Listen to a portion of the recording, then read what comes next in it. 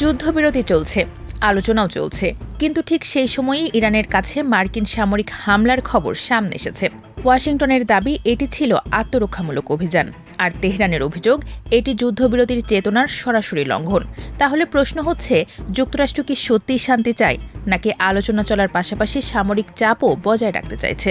আজকের প্রতিবেদনে আমরা দেখব হামলার পেছনের কারণ, দুই দেশের অবস্থান এবং এর আন্তর্জাতিক প্রভাব। প্রথমে হরমুজ প্রণালীর গুরুত্ব বুঝতে হবে।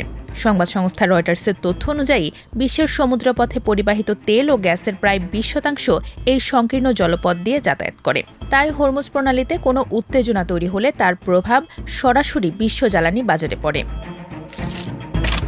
অন্যদিকে জাপান টাইমসের প্রতিবেদনে বলা হয়েছে, সাম্প্রতিক মাসগুলোতে যুক্তরাষ্ট্র ও ইরানের বিরোধের অন্যতম কেন্দ্রবিন্দু হয়ে উঠেছে হরমুজ প্রণালী। ওয়াশিংটনের অভিযোগ, ইরান সেখানে মাইন পেতে বাণিজ্যিক জাহাজ চলাচলে বাধা দেওয়ার প্রস্তুতি নিচ্ছে।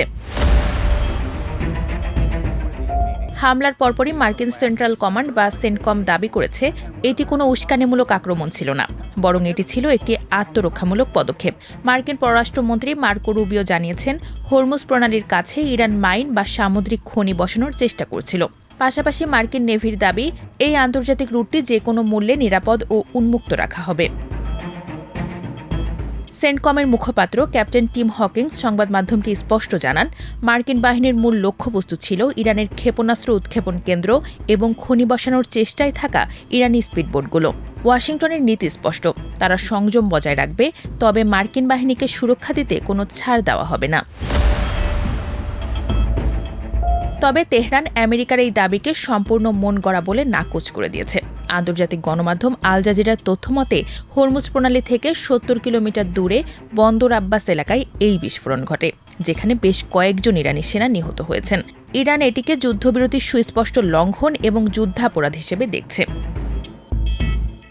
পাল্টা জবাবে ইরানের শক্তিশালী সামরিক বাহিনী আইআরজিসি দাবি করেছে, আকাশসীমা লঙ্ঘন করায় তারা আমেরিকার একটি অত্যাধুনিক MQ-9 রিপার ড্রোন গুলি করে ভূপাতিত করেছে, এমনকি একটি F-35 ফাইটার জেটেও আঘাত এনেছে।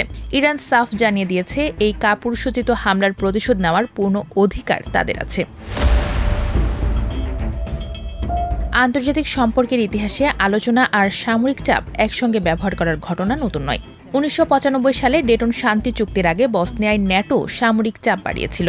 2011 সালে লিবিয়ার সংকটেও কূটনীতি ও সামরিক অভিযান সমান্তরালভাবে চলেছে।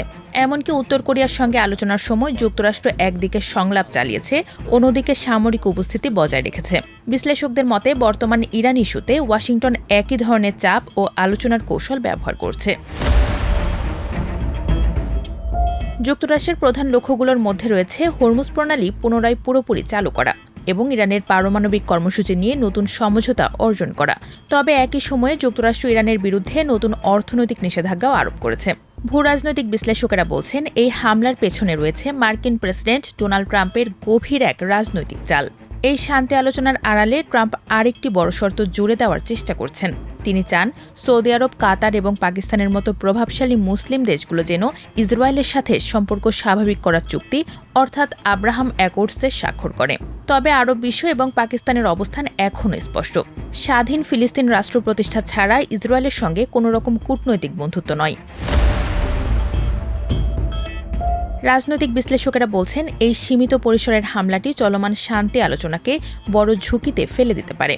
ইরান যদি এই হামলার জবাবে পাল্টা বড় কোনো সামরিক পদক্ষেপ নেয়, তবে বিশ্বজুড়ে তেলের বাজারে আগুন লাগানো এই যুদ্ধ থামানোর সব চেষ্টা পুরোপুরি ভেস্তে যাবে। ওয়াশিংটন ডিসি থেকে আল জাজিরার অ্যালেন ফিশারও জানিয়েছেন যে, এই হামলাগুলো যুদ্ধ অবসানের চলমান আলোচনাকে লাইনচ্যুত করার সম্ভাবনা রয়েছে, যদিও ট্রাম্প একটি চুক্তিতে পৌঁছাতে উদ্গ্রীব। ফিশার বলেন, এ ধরনের বেশ কিছু ছোটখাটো সংঘর্ষ হয়েছে, বিশেষ করে যুদ্ধবিরতি শুরু হওয়ার ঠিক পরপরই। সে সময় ট্রাম্প বলেছিলেন যে, তিনি এগুলোকে যুদ্ধবিরতি লঙ্ঘন বলে মনে করেন না। তিনি আরও বলেন, মার্কিন পক্ষ থেকে খুবই সীমিত তথ্য আসছে, আমরা এই অভিযানের বিস্তৃতি সম্পর্কে জানি না, তাই এই সংঘর্ষটি অস্বাভাবিক কিছু কিনা তা বলা কঠিন। বিশ্লেষকদের ধারণা, হামলাটি কেবল সামরিক পদক্ষেপ নয়, এটি একটি আলোচনায় চাপ তৈরির কৌশল। বিশ্লেষকেরা বলছেন, যুক্তরাষ্ট্র সম্ভবত ইরানকে বোঝাতে চাইছে, আলোচনায় অগ্রগতি না হলে সামরিক বিকল্প এখনও টেবিলে আছে। আমেরিকা ইচ্ছাকৃতভাবে উত্তেজনা বাড়ালেও বড় প্রশ্ন হলো, ইরান কি পাল্টা বড় কোনো যুদ্ধ শুরু করবে? বিশ্লেষকেরা বলছেন, ইরান এখনই পূর্ণমাত্রা যুদ্ধে জড়াতে চায় না, কারণ দেশটি দীর্ঘদিন ধরে তীব্র অর্থনৈতিক চাপ, মার্কিন নিষেধাজ্ঞা এবং আগের সংঘাতের বড় ক্ষয়ক্ষতি মোকাবিলা করছে। ফলে তেহরান অত্যন্ত মেপে পা ফেলছে। বিশ্লেষকদের মতে, ইরানের সাম্প্রতিক মার্কিন হামলা শুধু একটি সামরিক ঘটনা নয়, এটি মধ্যপ্রাচ্যে চলমান কূটনীতিক লড়াইয়ের অংশ। একদিকে শান্তি আলোচনা, অন্যদিকে সামরিক চাপ, এই দুই পথে এগোচ্ছে ওয়াশিংটন। অন্যদিকে ইরানও এখনও পুরোপুরি পিছু হটছে না। ফলে আগামী কয়েক সপ্তাহে পরিষ্কার হবে, এই সংঘাত নতুন কোনো সমঝোতার দিকে যাচ্ছে নাকি আবারও বড় কোনো আঞ্চলিক উত্তেজনার দিকে মোড় নিচ্ছে।